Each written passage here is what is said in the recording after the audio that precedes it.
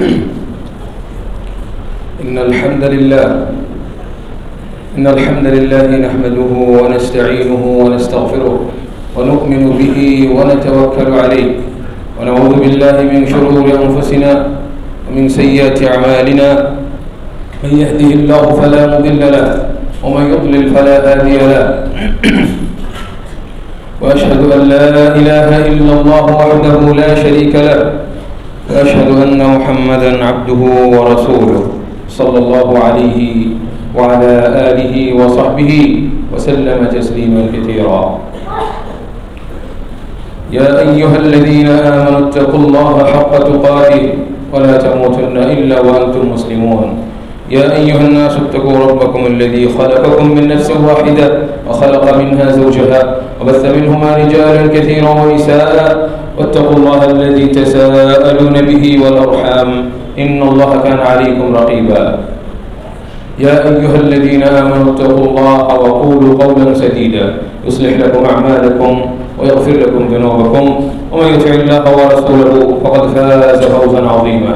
أما بعد فإن خير الحديث كتاب الله وخير الهدي هدي محمد صلى الله عليه وسلم وشر الأمور محدثاتها وكل محدثة بدعة وكل بدعة ضلالة وكل ضلالة في النار. قال الله سبحانه وتعالى بعد بسم الله الرحمن الرحيم سبحان الذي أسرى بعبده ليلا من المسجد الحرام إلى المسجد الأقصى الذي باركنا حوله لنريه من آياتنا إنه هو السميع البصير. وقال النبي صلى الله عليه وسلم لا تطروني كما أطرت النصارى ابن مريم إنما أنا عبد الله ورسوله فقولوا عبد الله ورسوله رواه البخاري.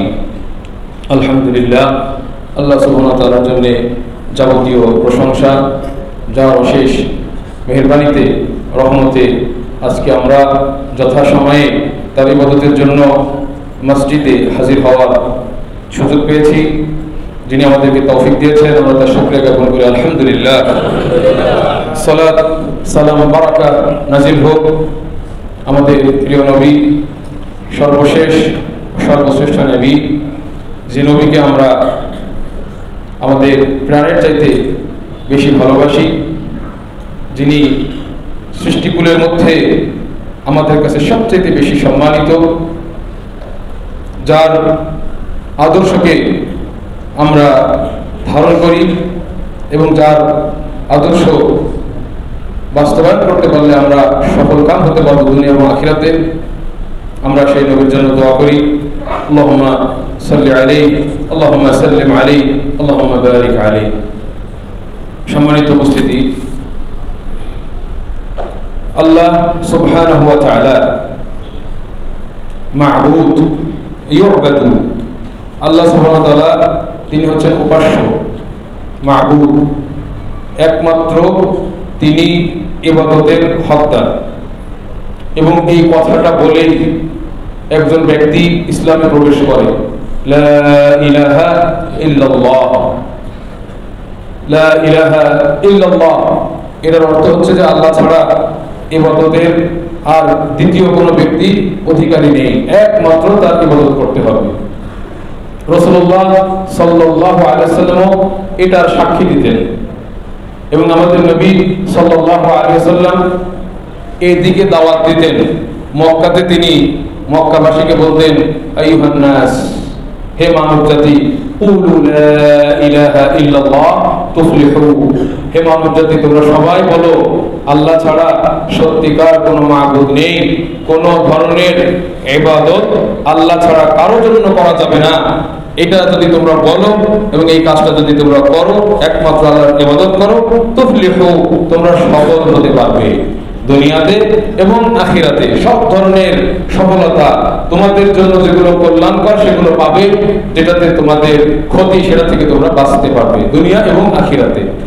রাসূলুল্লাহ সাল্লাল্লাহু আলাইহি ওয়াসাল্লাম এটা দাওয়াত দিয়েছেন। এর অর্থ হচ্ছে যদি বিশ্ব মানবতা লা ইলাহা ইল্লাল্লাহ এটার উপরে অটল না থাকে, এই বাক্যের দাবি অনুযায়ী কাজ না করে, তারা সফলতা লাভ করতে পারবে না। রাসূলুল্লাহ সাল্লাল্লাহু আলাইহি ওয়াসাল্লাম এটার জন্য 23 বছর দাওয়াত দিয়েছেন, সবকিছু এর উপরে কেন্দ্র করে লা ইলাহা ইল্লাল্লাহ। তো রাসূলুল্লাহ সাল্লাল্লাহু আলাইহি ওয়াসাল্লাম কি ছিলেন? আব্দুল্লাহ, আল্লাহ এবং রাসূলুল্লাহ হচ্ছেন আব্দুল্লাহ। সুবহানাল্লাযী আসরা বিআবদিহি, সেই সত্তার পবিত্রতা ঘোষণা করছি যিনি রাত্রির একটা অংশে তার আব্দকে, তার দাসকে ভ্রমণ করিয়েছেন রাত্রিতে। কোত্থেকে? মিনাল মসজিদিল হারাম, মসজিদে হারাম মক্কা থেকে, ইলাল মসজিদিল আকসা, মসজিদে আকসা ফিলিস্তিনের বাইতুল মুকাদ্দাস, আল্লাযী বারাকনা হাওলাহু, যার চতুর্পার্শ্বে আল্লাহ বলছেন যে আমরা বরকতে পরিপূর্ণ করেছি। কেন আল্লাহ তার রাসূলকে নিয়ে গেছেন, তার বান্দাকে, দাসকে নিয়ে গেছেন? বলছেন যে লিনুরিয়াহু মিন আয়াতিনা, যাতে করে আমাদের যে বহু নিদর্শন এবং আয়াত রয়েছে সেগুলো তাকে দেখায়। ইন্নাহু হুয়াস সামিউল বাসীর, নিশ্চয়ই আল্লাহ সবকিছু শোনেন, সবকিছু শোনেন, যেগুলো প্রকাশ্যে বলা হয়, যেগুলো গোপনে বলা হয়, যেগুলো লিখে প্রকাশ করা হয়, যেগুলি বোবারা ইশারা ইঙ্গিতে বোঝায়, সেগুলো আল্লাহ শোনেন। ইন্নাহু হুয়াস সামিউল বাসীর, এবং সবকিছু তিনি দেখেন, কোনো কিছু তার কাছে অদৃশ্যমান নাই। এই আয়াতটির মাধ্যমে রাসূলুল্লাহ সাল্লাল্লাহু আলাইহি ওয়াসাল্লামের সর্বোচ্চ মর্যাদা বর্ণনা করা হয়েছে। পৃথিবীতে এত সম্মান এইভাবে অন্য কোন নবীকে দেওয়া হয় নাই। সর্বোচ্চ একবার রাসূল সাল্লাল্লাহু আলাইহি ওয়াসাল্লামের ইসরা এবং মিরাজ, এই ঘটনা আমরা সবাই জানি। তিনি অত্যন্ত সম্মানিত হয়েছেন, সেই কথাই আয়াতে বলা হয়েছে। কিন্তু একজন মানুষ, সে যতই সম্মানিত হোক না কেন, সে কে? আব্দুন, আল্লাহর দাস, আল্লাহর ইবাদতকারী।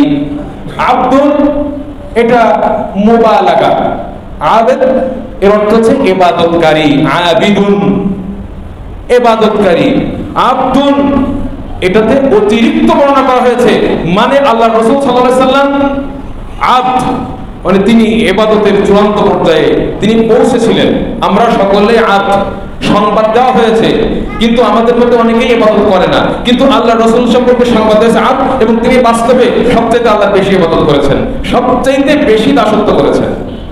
যতই সম্মানিত, এরকম সম্মান যে মক্কা থেকে মুহূর্তের মধ্যে, রাতের সামান্য অংশে মক্কা থেকে এই বাইতুল মুকাদ্দাসে আসা, এখন কি এরকম কোনো যান তৈরি হয়েছে যেটা রাসূল সাল্লাল্লাহু আলাইহি ওয়াসাল্লামের জন্য হয়েছিল? এরকম কোনো যান এখনো তৈরি হয়নি। ওখান থেকে মুহূর্তের ভিতরে 7 আসমানের উপরে চলে গেছেন। তাহলে তিনি কত সম্মানের অধিকারী হয়েছেন। তা সত্ত্বেও আল্লাহ তাকে কি হিসেবে উল্লেখ করেছেন? যে তিনি হচ্ছেন দাস। এবং মানুষের জন্য প্রকৃত সম্মান নিহিত রয়েছে তার দাসত্বের মধ্যে। যে যত বেশি আল্লাহর দাসত্ব করতে পারবে, সে তত বেশি সম্মানিত। আল্লাহু আকবার। আর আমাদের নবী সাল্লাল্লাহু আলাইহি ওয়াসাল্লামও তিনি গর্ববোধ করতেন নিজেকে দাস হিসেবে পরিচয় দিতে, আল্লাহর দাস। তিনি বলতেন ইন্নামা আনা আব্দুল্লাহি ওয়া রাসূলুহু, আমি আল্লাহর দাস, আল্লাহর বান্দা এবং তার রাসূল। সম্মানিত উপস্থিতি, আমাদের নবী সাল্লাল্লাহু আলাইহি ওয়াসাল্লাম যতগুলি নবী এসেছে এর মধ্যে সেরা নবী, শ্রেষ্ঠ নবী আদম আলাইহিস সালাতু ওয়াস সালামের থেকেই গোটা পৃথিবীতে অসংখ্য মানুষ এসেছে, নরনারী। আদম তিনি আমাদের কিতাবুল বাশার, আমাদের নবী মুহাম্মদ সাল্লাল্লাহু আলাইহি ওয়াসাল্লাম তিনিও আদম আলাইহিস সালামের সন্তানদের মধ্যেই একজন। তিনি কিন্তু এমন না যে তিনি আদম সন্তানের বাহিরে, এমন না যে তিনি অন্য কোনো একটা প্রাণী বা অন্য কিছু, এরকম না। যেমন আল্লাহ ফেরেশতা সৃষ্টি করেছেন, তিনি জিন সৃষ্টি করেছেন, তিনি মানুষ সৃষ্টি করেছেন, আরো অনেক কিছু সৃষ্টি করেছেন প্রাণী। তা আমাদের নবী ফেরেশতাদের অন্তর্ভুক্ত না, জিনদের অন্তর্ভুক্ত না, তাহলে মানুষের অন্তর্ভুক্ত। আমাদের সকলের মানব জাতির পিতা হচ্ছেন আদম আলাইহিস সালাতু ওয়াস সালাম। তার থেকে বিভিন্ন ভাবে এই পর্যন্ত আসছে, ধারাবাহিকভাবে এরপরে আরো কিয়ামত পর্যন্ত হবে। এই সিলসিলাতে আমাদের নবী মুহাম্মদ সাল্লাল্লাহু আলাইহি ওয়াসাল্লাম এসেছেন। তার পিতার নাম ছিল আব্দুল্লাহ, মাতার নাম ছিল আমেনা। তিনি মক্কাতে জন্মগ্রহণ করেছিলেন। তাকে যারা বলে যে না, আদমকে সৃষ্টি করার আগে আল্লাহ মুহাম্মদ সাল্লাল্লাহু আলাইহি ওয়াসাল্লামকে আলাদাভাবে সৃষ্টি করেছেন, এটা মিথ্যাবাদী। তিনি আল্লাহ সুবহানাহু ওয়া তাআলা আদমকে সৃষ্টি করেছেন, তিনি প্রথম মানুষ। এরপরে তার থেকেই আল্লাহ সুবহানাহু ওয়া তাআলা সারা পৃথিবীতে বাচ্চা একবারে ছড়িয়ে ছিটিয়ে দিয়েছেন, রিজালান কাসীরা ওয়া নিসা, অনেক নারী পুরুষ। নবী সাল্লাল্লাহু আলাইহি ওয়াসাল্লাম তাদের একজন। ইন্নামা আনা বাশারুন মিথলুকুম, রাসূল সাল্লাল্লাহু আলাইহি ওয়াসাল্লাম বলেছেন আমি মানুষ হিসেবে তোমাদের মতো একজন মানুষ। তিনি কিন্তু বলে দিয়েছেন ইন্নামা আনা বাশারুন মিথলুকুম। তারা বলে যে না, রাসূলুল্লাহ সাল্লাল্লাহু আলাইহি ওয়াসাল্লাম না, মাটি না, আল্লাহ তার নূর থেকে, নাউযুবিল্লাহ, চিন্তা করেন কত জঘন্য কথা, শিয়ারা এগুলো ছড়াইছে। আল্লাহ তার নূর থেকে একটু নূর নিলেন, আল্লাহর নূর, সেই নূর থেকে একটু খণ্ড নিয়ে সেটা আদমের পিঠে তুলে দিয়ে দিলেন। তারপরে সেটা হতে হতে ওই পিঠ থেকে আর এক পিঠ, আর এক পিঠ থেকে আর এক পিঠ, আস্তে আস্তে আস্তে আস্তে আব্দুল্লাহর পিঠে এসে আমিনার পিঠে ঢুকে সেখান থেকে এই নূরটা বের হয়ে আসে, এটা আল্লাহর নূর, নাউযুবিল্লাহ।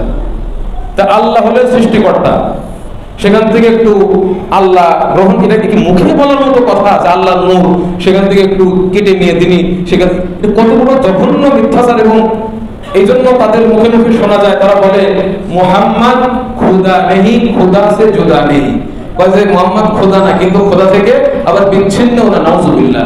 এটা শিরক এবং কুফরি কথা। আমি তখন আলিয়া মাদ্রাসাতে পড়ি, ক্লাস 7-8 হব। আমাদের মাদ্রাসার সুপার সাহেব আমাদের এলাকার মসজিদে এসে আসছেন, লোকজন ভালোবেসে তাকে আলোচনা করতে বলেছেন। তিনি আলোচনায় এই কথা বলে দিলেন যে মুহাম্মদ আল্লাহ না হলেও আল্লাহর থেকে আলাদা না, এক আল্লাহ এবং নবী এক জিনিস, নাউযুবিল্লাহ। সেখান থেকেই একটা মাথার ভিতরে ধাক্কা লাগলো, কেমন কথা এটা, এটা আরো শুনেছি। এবং আপনারা হয়তো শুনে থাকবেন, নবী মুহাম্মদ সাল্লাল্লাহু আলাইহি সাল্লাম তাকে নিয়ে কত মিথ্যাচার হয়েছে। বলছে আল্লাহ হচ্ছেন আহাদ, কুল হুয়াল্লাহু আহাদ। বলছে ওই আহাদটাই একটা মিম বেশি হয়ে আমাদের মধ্যে আসছেন আহমদ। বলছে আহমদের মিমটা বাদ দিলেই তো আহাদ হয়ে গেল, তার মানে আল্লাহ এবং মুহাম্মদ একই জিনিস, নাউযুবিল্লাহ। এটা আমাদের মানুষের মধ্যে কিছু মানুষ বিশ্বাস করে, কত বড় জাহেলে মোরাক্কাব। মুহাম্মদ সাল্লাল্লাহু আলাইহি সাল্লাম তিনি আবদুন ওয়া রাসূলুন, আল্লাহর বান্দা এবং আল্লাহর রাসূল। আমাদের নবী সাল্লাল্লাহু আলাইহি ওয়াসাল্লাম, আমরা বারবার কিন্তু এটা বলি, তার মতো শ্রেষ্ঠ মানুষ পৃথিবীতে আর আসে। তিনি বলছেন আনা সাইয়্যিদু ওয়ালিদি আদম, আদমের যত সন্তান আছে তাদের মধ্যে আমি তাদের সর্দার। ওয়ালা ফাখরা লি, কিন্তু আমার কোনো ফখর নেই, আমি গর্ব করি না। মুহাম্মদ সাল্লাল্লাহু আলাইহি ওয়াসাল্লাম ছিলেন মানব জাতির জন্য একটা আল্লাহর পক্ষ থেকে বিশেষ অনুগ্রহ। আল্লাহ বলেছেন লাকাদ মান্নাল্লাহু আলাল মুমিনিন, আল্লাহ অবশ্যই বড় অনুগ্রহ করেছেন ঈমানদারদের উপরে। ইয বা'আসা ফীহিম রাসূলাম মিন আনফুসিহিম, কারণ কেন অনুগ্রহ করলেন? বলছে কারণ আল্লাহ এই মুমিনদের মধ্যে পাঠিয়েছেন। কথাটা খেয়াল করতে হবে, আল্লাহ মুমিনদের উপর অনুগ্রহ করেছেন কেন? কারণ তিনি মুমিনদের মাঝে পাঠিয়েছেন রাসূলান, একজন রাসূলকে, মিন আনফুসিহিম, তাদের মধ্য থেকেই, মানুষদের মধ্য থেকে, জিনদের মধ্য থেকে না, ফেরেশতাদের মধ্য থেকে না। রাসূল পাঠিয়েছেন মুমিনদের মধ্য থেকেই, রাসূল পাঠিয়েছেন মানুষদের মধ্য থেকে। ইয়াতলু আলাইহিম আয়াতিহি, তিনি যে কি করেন, আল্লাহর যে আয়াত রয়েছে যেগুলি আল্লাহ নাজিল করেন, এই আয়াতগুলিকে তেলাওয়াত করে শোনায়, পাঠ করে, তাদেরকে বোঝায়। ওয়ায়ুযাক্কিহিম, এবং মুমিনদেরকে পরিশুদ্ধ করে, মুমিনদের অন্তরে যত ময়লা রয়েছে, আবর্জনা রয়েছে, শিরক, বিদআত, বিভিন্ন হিংসা, হাসাদ, বিভিন্ন কিছু, ইউযাক্কিহিম, তাদেরকে পবিত্র করে শিরক, বিদআত এবং বিভিন্ন ময়লা থেকে। আমরাদুল কুলুব, অন্তরের বিভিন্ন রোগ ব্যাধি থেকে ইউযাক্কিহিম, তাদেরকে পবিত্র করেন। ওয়া ইউআল্লিমুহুমুল কিতাব, এবং তিনি মুমিনদেরকে শিক্ষা দেন আল কিতাব, আল কোরআন আল কারীম। ওয়াল হিকমা, হিকমা দ্বারা কি উদ্দেশ্য? অনেক মুফাসসির বলেছেন সুন্নাহ। রাসূলুল্লাহ সাল্লাল্লাহু আলাইহি সাল্লাম এর সুন্নাহ, সেটাও আল্লাহর পক্ষ থেকে ওয়াহী। আল্লাহ যেটা নাযিল করেছেন সরাসরি জিবরাইলের মাধ্যমে, আল কোরআনুল কারীম। আর রাসূলুল্লাহ সাল্লাল্লাহু আলাইহি ওয়াসাল্লাম যেগুলি শরীয়তের বিষয় বলতেন সেটাও আল্লাহর পক্ষ থেকে, সেটা হলো হিকমা। তো এই সুন্নাহ যেটা হাদিস, এটাও তিনি শিক্ষা দেন মানুষদেরকে। ওয়া ইউআল্লিমুহুম আল কিতাব, তাদেরকে কোরআন শিক্ষা দেন এবং হিকমা শিক্ষা দেন। হিকমা মানে কি? আস-সুন্নাহ, হাদিস। ওয়া ইন কানু মিন ক্বাবলু লাফি যালালিম মুবিন, যদিও ইতিপূর্বে এই রাসূল আসার পূর্বে তারা ছিল স্পষ্ট গোমরাহির ভিতরে। তাহলে এই রাসূল কত বড় অনুগ্রহ যে তিনি এসে আমরা হেদায়েত পেয়েছি, আমাদের তিনি তাজকিয়া পরিশুদ্ধ করেছেন, তিনি আমাদের উপরে কোরআন এবং হাদিস এগুলি রেখে গেছেন, তাদের অনেক বড় অনুগ্রহ। অথচ এই নবীকে নিয়ে তিনি এত বড় একজন অনুগ্রহ হওয়া সত্ত্বেও আল্লাহ কি বলেছেন? আরো অনুগ্রহ বলছেন, ওমা আরসালনাকা ইল্লা রাহমাতাল লিল আলামিন, আমরা আপনাকে রাহমাতাল লিল আলামিন, বিশ্ববাসীর জন্য রহমত স্বরূপ প্রেরণ করেছি। আমরা আপনাকে বিশ্ববাসীর জন্য রহমত স্বরূপ প্রেরণ করেছি। রাহমাতুল লিল আলামিন, বিশ্ববাসীর জন্য আমাদের নবী ছিলেন কি? রহমত। তাহলে রাহমাতুল লিল আলামিন এই নামে একটা বইও আছে। রাহমাতুল লিল আলামিন মানে বিশ্ব নবী রাহমাতুল লিল আলামিন, এটা হলো সিরাত। আমাদের বাংলাদেশে কোন কোন ওয়াজ মাহফিলে গভীর রাতে কিছু কিছু মুরিদ পীরের সামনে, পীর সহ এভাবে দোয়া করে, ইয়া রহমানু ইয়া রাহিমু ইয়া রাহমাতাল লিল আলামিন। নাউযুবিল্লাহ। প্রথমে রহমানকে ডাকলো, রাহিমকে ডাকলো, তারপর কাকে ডাকলো? রাহমাতাল লিল আলামিনকে, মানে কাকে? রাসূলকে। তাহলে কি ওখানেই সব মুশরিক? পীর এবং মুরিদ একসাথে যত মাহফিলের লোক আছে এইভাবে যারা ডাকতেছে সবগুলোই কি মুশরিক? নবীকে ডাকা তো যাবে না। ইয়া রহমান ঠিক আছে, ইয়া রহিম ঠিক আছে, তো রাহমাতাল লিল আলামিন তো আমাদের নবী, তাকে ডাকেন কিভাবে? সবাই মিলে ডাকতেছে। সম্মানিত উপস্থিতি, বিশ্ব নবী আমাদের জন্য অনুগ্রহ, মিন্নাতুম মিনাল্লাহ, রাহমাতুম মিনাল্লাহ। অথচ তাকে কেন্দ্র করে এই উম্মতের মধ্যে ব্যাপক বিভ্রান্তি ছড়িয়ে গেছে। তাকে নিয়ে অনেক, তার প্রতি যে সম্মান মর্যাদাবোধ অনেকে সেটা রক্ষা করে নাই।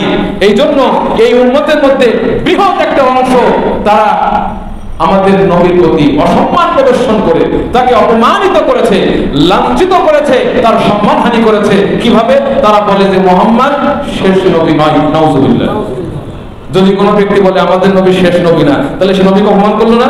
নবী যেটা বলেছেন, আল্লাহকে অপমান করলো তারা আর ঈমানদার থাকতে পারে না। অথচ আমার আল্লাহ কোরআনে বলেছেন, মা কানা মুহাম্মাদুন আবা আহাদিম মির রিজালিকুম ওয়ালাকিন রাসূলুল্লাহ ওয়া খাতামান নাবিয়্যিন।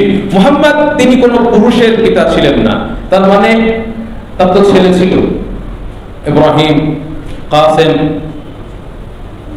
ছিল তো, তার কিন্তু কোনো পুরুষের পিতা ছিল না। তারা বালেগ হয় না। রিজাল বলতে বলা হয় কি? বালেগ ছেলে, বালেগ, তারা বালেগ হয়ে গেছে। তো রাসূলের একটা ছিল বালেগ হয়ে ছোটকালেই মারা গেছে। এজন্য বলছে যে রাসূল কোনো পুরুষের পিতা ছিলেন না। মা কানা মুহাম্মাদুন আবা আহাদিম মির রিজালিকুম, কিন্তু তিনি কি ছিলেন? ওয়ালাকিন রাসূলুল্লাহ, তিনি ছিলেন আল্লাহর রাসূল, ওয়া খাতামান নাবিয়্যিন, এবং সর্বশেষ নবী। তিনি সর্বশেষ নবী ছিলেন। তাহলে যারা বলবে যে না, ওই যে মিথ্যা নবুয়ত যারা দাবি করছে, এটা সব কুফফার।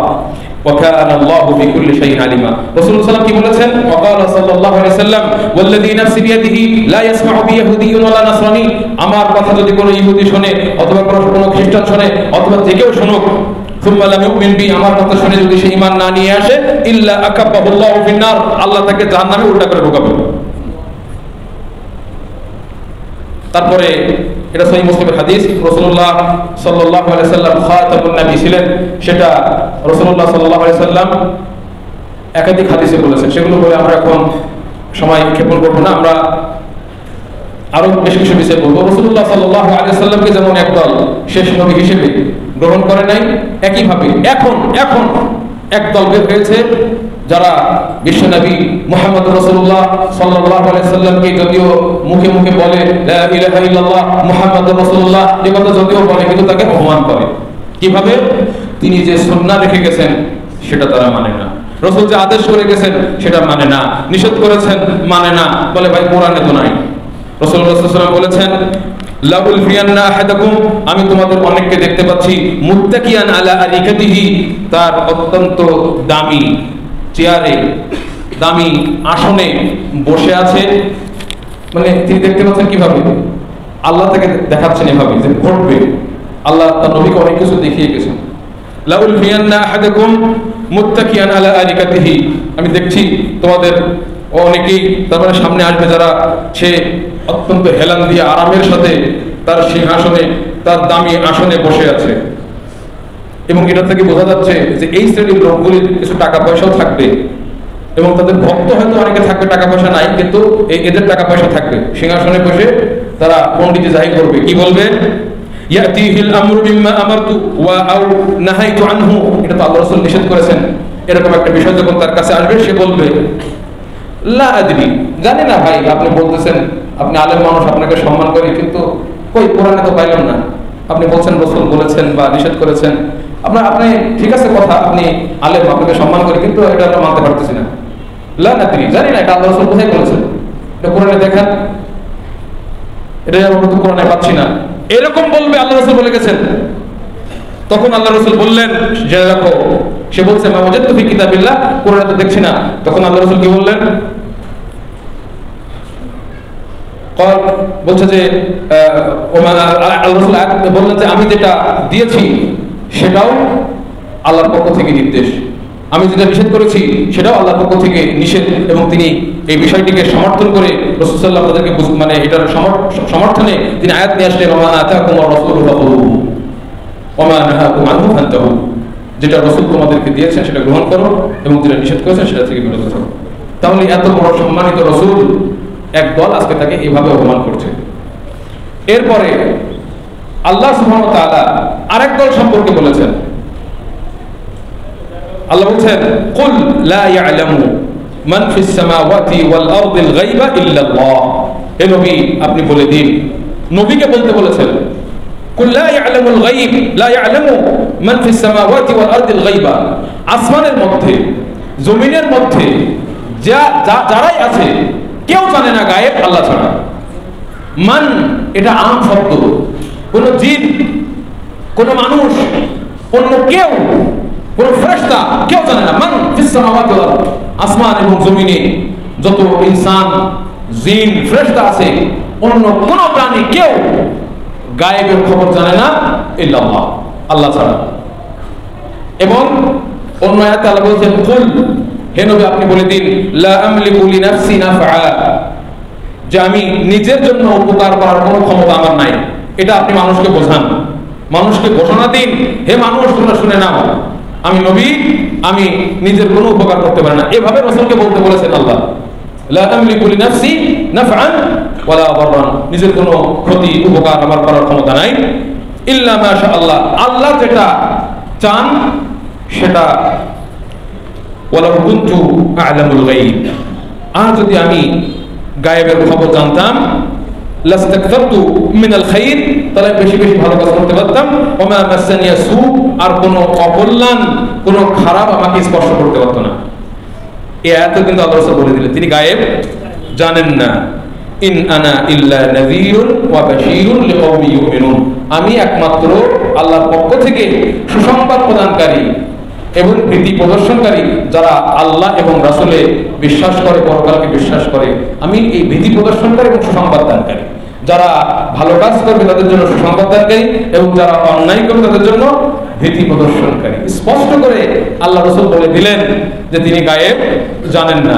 এই কথা যদি আমরা বলি, একদল ওই লুকিয়ে জায়নামাজে বিক্রি করে অস্ত্র নিয়ে আসবে, বলছে আল্লাহ রাসূল অপমান করছে। কি অপমান?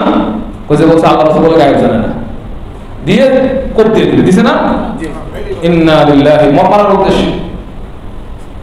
আমরা যে ব্যক্তি যেটা নয় তাকে সেটা বলাই হচ্ছে আসলে অপমান।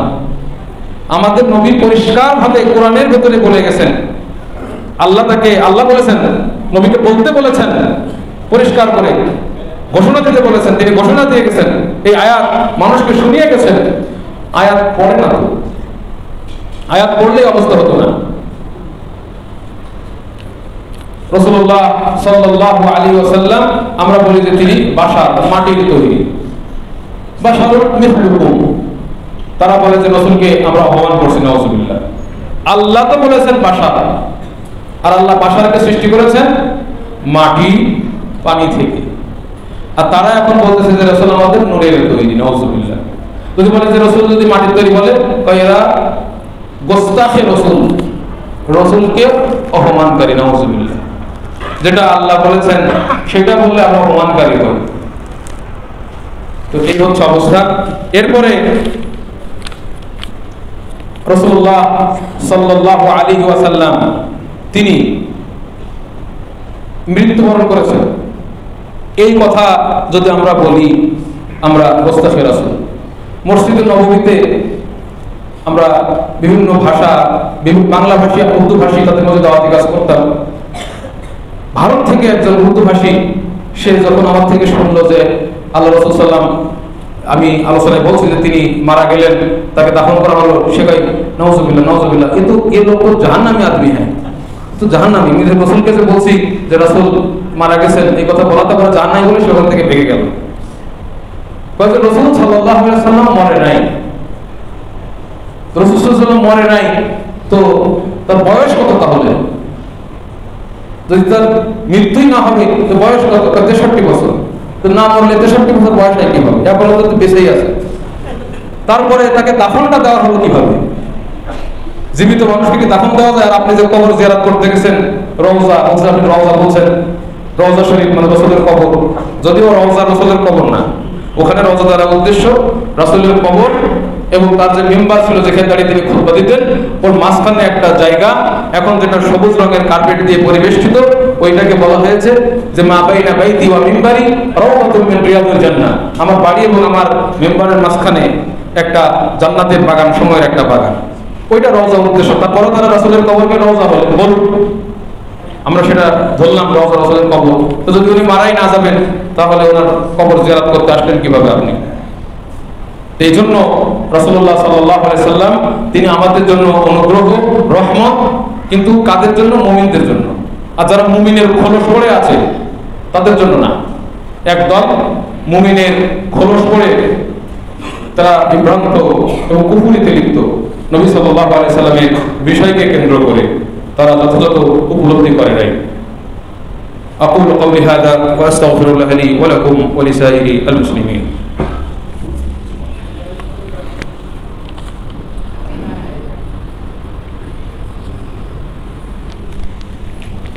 الحمد لله رب العالمين والصلاة والسلام الأتمان الأكملان على المبعوث رحمة للعالمين وعلى آله وصحبه ومن تبعهم بإحسان إلى يوم الدين أما بعد।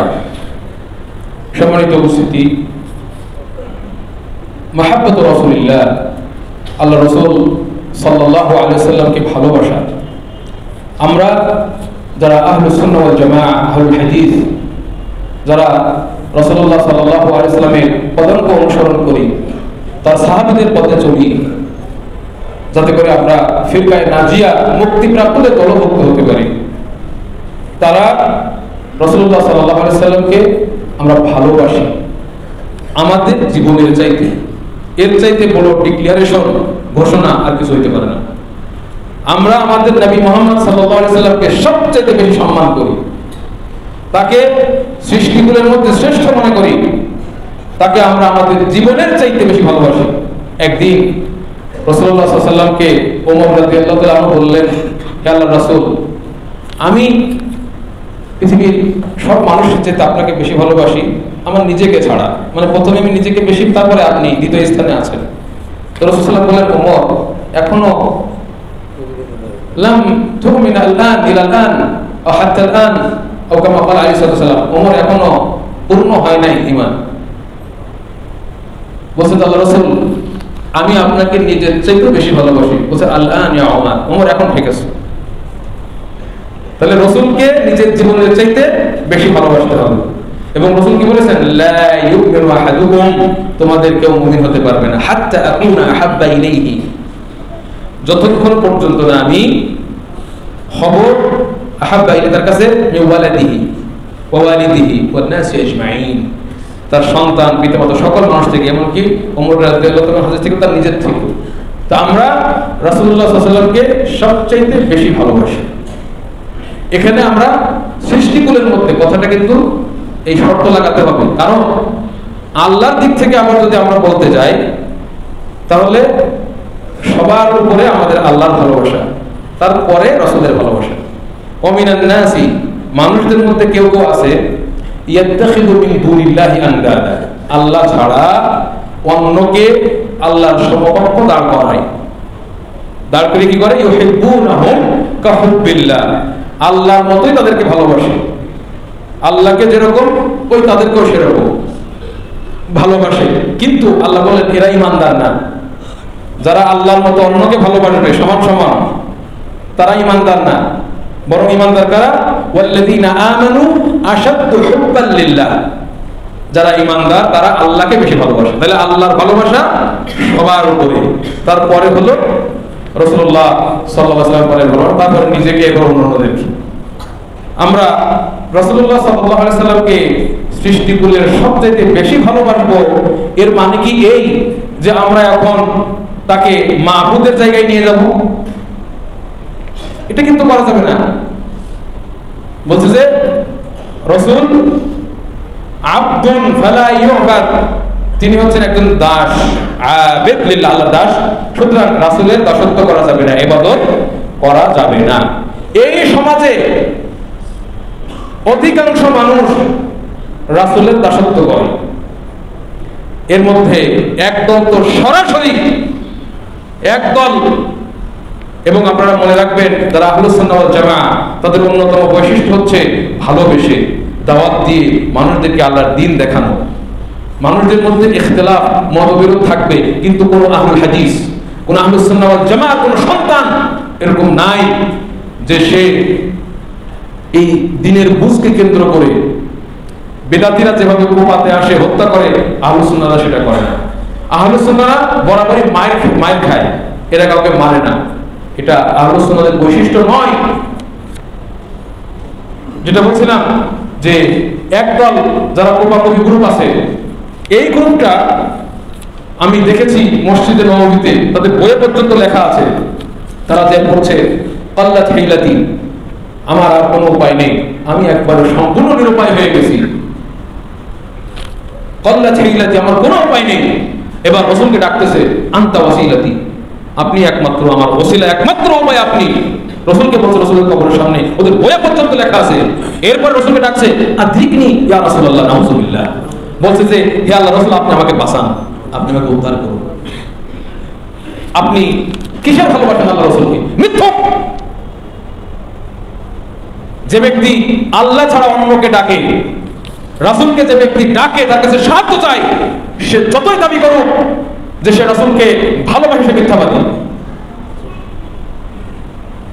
একজন ব্যক্তি বলছে যে তার স্ত্রীকে খুবই ভালোবাসে, দাবি করে বেড়াচ্ছে, কিন্তু দেখা গেছে তার স্ত্রীকে বদল করে নিয়েছে আরেকজনের দ্বারা।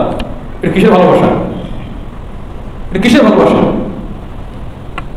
এজন্য আল্লাহ রাসূলকে ভালোবাসার দাবি করে আমাদের সমাজে এই সমস্ত কুফরিগুলি প্রচলন করা হচ্ছে। এই বাংলাদেশে অনেকে রয়েছে, তারা বলে আশিকে রাসূল, তারা আল্লাহকে চেনে না। তারা বলে যে আল্লাহকে দেখি না, আমি রাসূলের আশিক। আমি নিজে কানে শুনেছি, মসজিদের নববীর সামনে বসে বুড়া মানুষ দু চোখ দিয়ে পানি দর দর করে পড়ছে, ফর্সা সাদা দাড়ি, রাসূলের কবরের দিকে ফিরে কাঁদছে। ওকে বললাম যে আপনি কিবলামুখী হন, আল্লাহর কাছে চান। ধমক দিল আমাকে, আপনি কে? আমি আল্লাহকে চিনি না, আল্লাহকে দেখি নাই, আমি রাসূলের পাগল।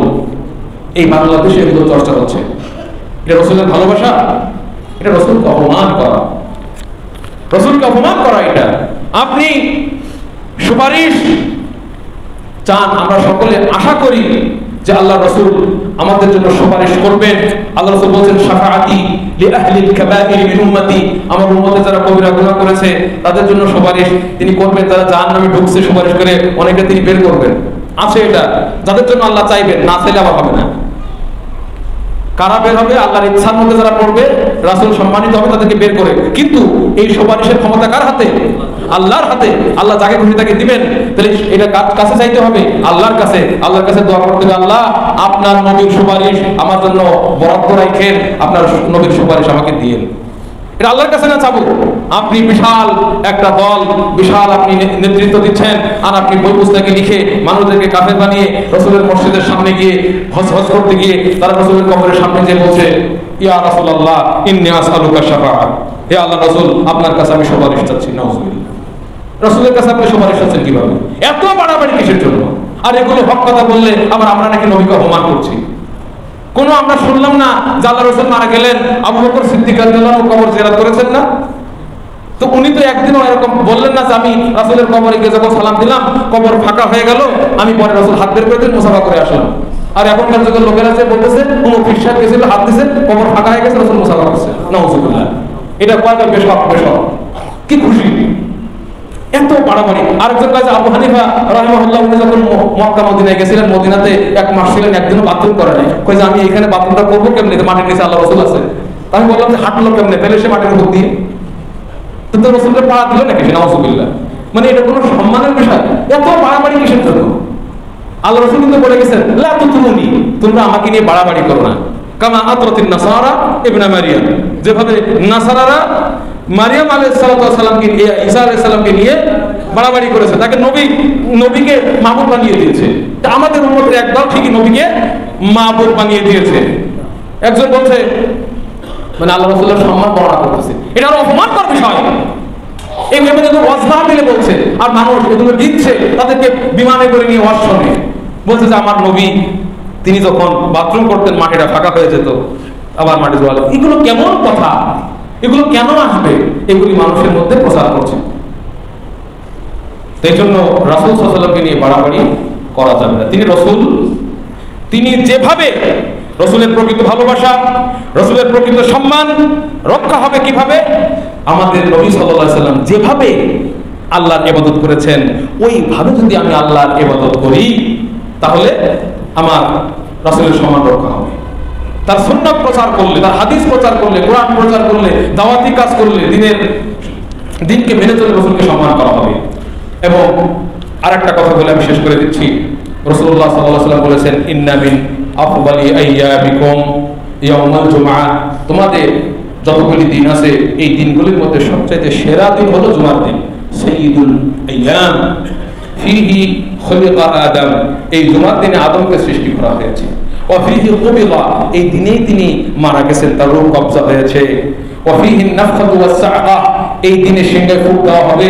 এই সিংহার ফুঁক শুনে বিশাল একটা বিকট আওয়াজ হবে, সেই আওয়াজে সবাই মারা যাবে এই শুক্রবারে। তারপরে রাসূলুল্লাহ সাল্লাল্লাহু আলাইহি ওয়াসাল্লাম বললেন, অতএব ফাআকসিরু আলাইয়া মিনাস সালাতি ফিহি, অতএব এই জুমার দিনে তোমরা বেশি বেশি আমার উপরে দোয়া করবে, আমার জন্য দোয়া করবে। রাসূলের জন্য দোয়া করতে হবে।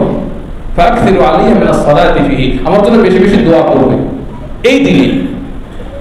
ফাইন্না সালাতাকুম মা'রুদাতুন আলাইয়া, তোমরা আমার জন্য দোয়া করলে এটা আল্লাহ আমাকে আমার উপরে পেশ করা হয়, আমার কাছে পেশ করা হয়। তখন সাহাবীরা বললেন, আল্লাহ রাসূল কাইফা তু'রাদু আলাইক সালাতুনা ওয়া কাদ আরামত, আপনার কাছে আমাদের সালাত কিভাবে পেশ করা হবে? আপনি তো পচে গলে শেষ হয়ে যাবেন, কিভাবে? তখন আল্লাহ রাসূল বললেন, ক্বাল ইন্নাল্লাহা হাররামা আলাল আরদি আজসাদাল আম্বিয়া, আল্লাহ মাটির উপরে নবীদের শরীরকে হারাম করে দিয়েছেন। মানে আমাদের নবী মারা গেছেন, তিনি মাটির নিচে আছেন, কিন্তু এটা আল্লাহ হারাম করে দিয়েছেন। আমাদের নবী শুধু না, কোন নবীর শরীর মাটি স্পর্শ করতে পারবে না, খেতে পারবে না। কিন্তু তিনি যে মারা যাবেন সেটা তো নিজেও স্বীকার করে গেছেন, এবং কিভাবে পেশ করা হবে সেটা তো আমরা জানি না। রাসূলুল্লাহ সাল্লাল্লাহু আলাইহি ওয়াসাল্লামের কাছে পেশ করা হবে। কেউ যদি সালাম দেয় আল্লাহ রাসূলকে, সে সালাম তার কাছে পেশ করা হয়, আসসালামু আলাইকা আইয়ুহান নাবিয়্যু ওয়া রাহমাতুল্লাহি ওয়া বারাকাতুহু। আমরা নামাজের ভিতরে সালাম দিচ্ছি না, আল্লাহ পৌঁছায় দেন এটা। এই জন্য আমরা রাসূল সাল্লাল্লাহু আলাইহি ওয়াসাল্লামের জন্য বেশি বেশি দোয়া করব। আমরা তার কাছে চাবো না, তার জন্য বরং আমরা দোয়া করবো। আল্লাহ সুবহানাহু ওয়া তাআলা যেন আমাদেরকে বোঝার তৌফিক দান করেন। নবীকে সম্মানের নাম দিয়ে যারা নবীকে প্রভুর আসনে বসাইতেছে, মিশরে পর্যন্ত বলছে যে আমাদের নবী রিজিক বন্টন করে। এটা প্রভুর আসনে না, রিজিক কে বন্টন করে? আল্লাহ। কয়েকজন রাসূল বন্টন করে, নাউযুবিল্লাহ। একদল তারে মাবুদ বানিয়ে নিয়েছে, একদল প্রভু বানিয়ে নিয়েছে, একদল তাকে নবী আল্লাহর গুনাহকে দিয়েছে। এগুলো থেকে যেন আল্লাহ সুবহানাহু ওয়া তাআলা আমাদেরকে রক্ষা করেন, আমিন। ইন্নাল্লাহা ওয়া মালাইকাতাহু ইউসাল্লুনা আলান নবী ইয়া আইয়ুহাল্লাযীনা আমানু সাল্লু আলাইহি ওয়া সাল্লিমু তাসলিমা। اللهم صل على محمد وعلى آل محمد كما صليت على إبراهيم وعلى آل إبراهيم إنك حميد مجيد. اللهم بارك على محمد وعلى آل محمد كما باركت على إبراهيم وعلى آل إبراهيم إنك حميد مجيد. ربنا آتنا في الدنيا حسنة وفي الآخرة حسنة وقنا عذاب النار. ربنا لا تزغ قلوبنا بعد إذ هديتنا وهب لنا من لدنك رحمة إنك أنت الوهاب. إن الله يأمر بالعدل والإحسان وإيتاء ذي القربى وينهى عن الفحشاء والمنكر والبغي يعظكم لعلكم تذكرون. اذكروا الله